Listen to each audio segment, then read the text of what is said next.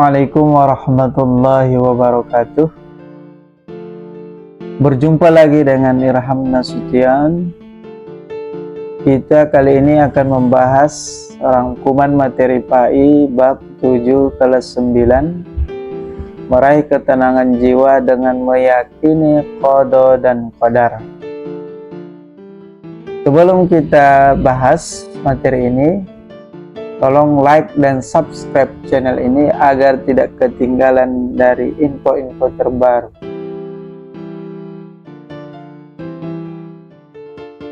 Apa itu qada dan apa itu qada? Qada secara bahasa artinya adalah keputusan, ketetapan, perintah, kehendak, pemberitahuan, penciptaan, mewujudkan atau menjadikan. Qada secara istilah adalah ketetapan Allah Subhanahu wa Ta'ala terhadap sesuatu sejak zaman ajali. Ajali itu maksudnya zaman sebelum kita lahir atau zaman rahim. Kita lanjut. Apa itu qadar? Qadar dari segi bahasa adalah ukuran, kepastian, kekuasaan, peraturan, kemampuan, kehendak, perwujudan. Secara definisi, qadar adalah perwujudan dari ketetapan Allah Subhanahu wa Ta'ala terhadap makhluknya sesuai dengan ukuran dan bentuk yang telah ditetapkan. Perbedaan qada dan qadar. Ketetapan Allah sejak zaman ajali disebut qada, sedangkan peristiwa yang sedang atau telah terjadi saat ini disebut qadar.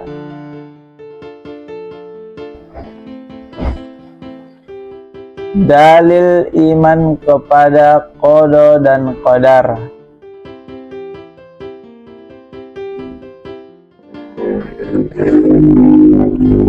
Yang artinya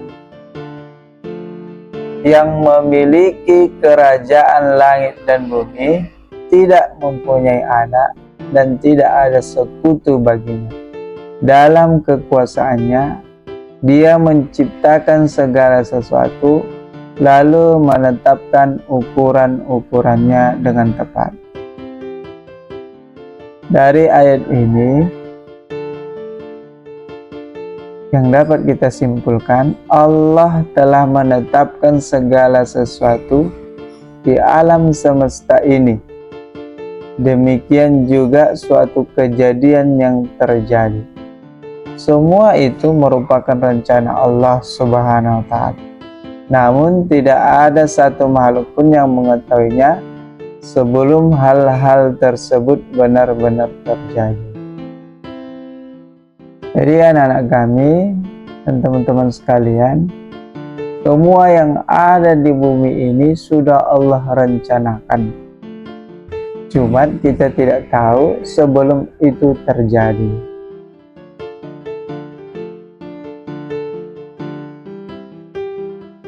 Pembagian takdir. 1. Takdir mu'allaq.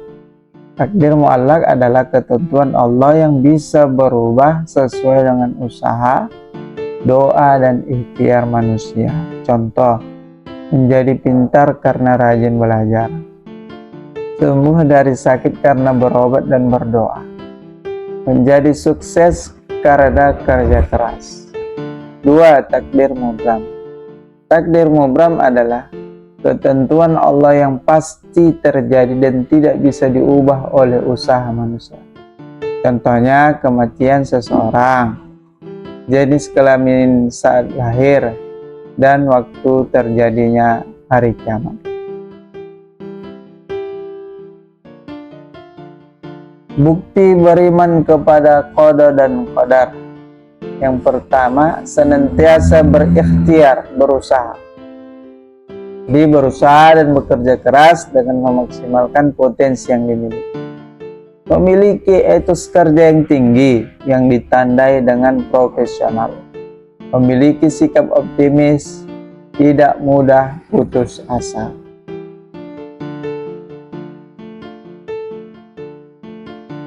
Dua, senantiasa berdoa, syukur, dan sabar.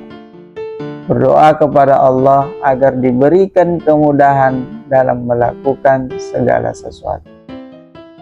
Kemudian ikhlas, ridho, lapang dada, dan berjiwa besar dalam menerima segala sesuatu.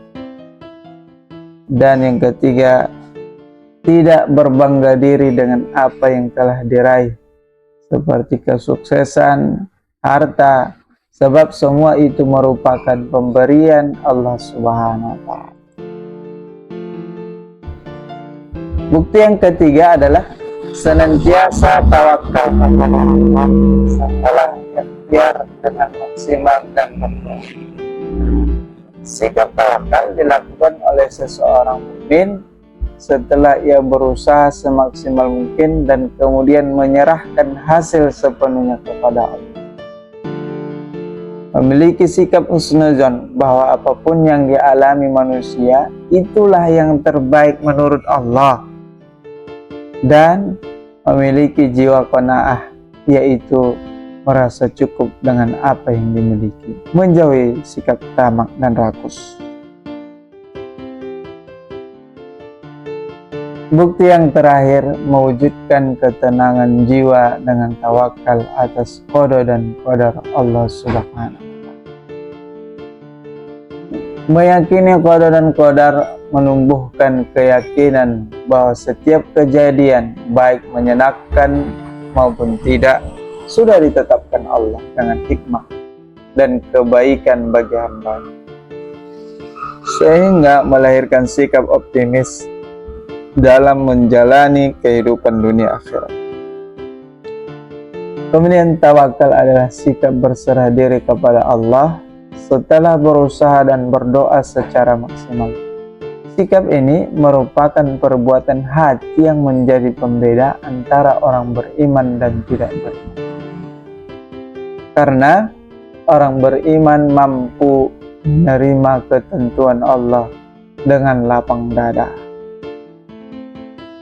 Kemudian yang terakhir, dengan membiasakan bersyukur saat berhasil dan bersabar saat menghadapi kegagalan, seseorang mukmin akan merasakan ketenangan jiwa, tidak mudah putus asa, serta terus berikhtiar memperbaiki diri sesuai tuntunan Islam. Nah, demikian pembahasan kita. Jika anak-anak kami, teman-teman menginginkan PPT ini, ada di link deskripsi. Dan apabila menginginkan video-video pembelajaran yang lain, bisa dicari di channel Irham Nasution.